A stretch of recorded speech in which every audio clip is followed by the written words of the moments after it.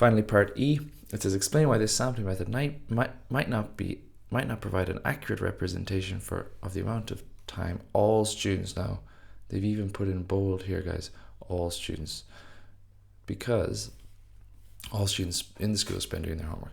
Because obviously, it's a terrible sampling method if you want to find out what all students are doing or how much time all students are spending on their homework, because we're only asking because only year 12s were surveyed. That's certainly enough to get you, because it's only 1 point for this and 1 point for this. But think about it. If you want to find out how much homework everyone in the school is doing, don't just ask the year 12s, because they're probably doing lots of homework because they're getting ready for important exams. Whereas down the school, like maybe in year 7, they're not doing anywhere near as much homework. And even if it's a school, primary school as well, like year 2s and year 3s mightn't be doing any homework. So yeah, it's not a good method to find out what all the students are doing. If you're only concerned with year 12, yeah, it's fine.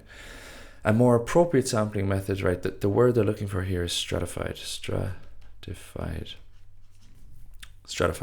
That will give you the one mark for sure. But just in case, they might ask you why. They might say suggest a more appropriate sampling method and explain why. Well, to explain why stratified sampling is good, because stratified sampling, where I can write, where they ask students from every grade or every year group.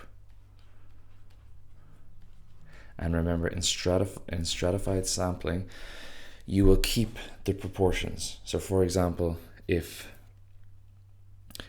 there are less year 12s than year 11s in the school, then in your sample you will have yet less year 12s than year 11s in your sample.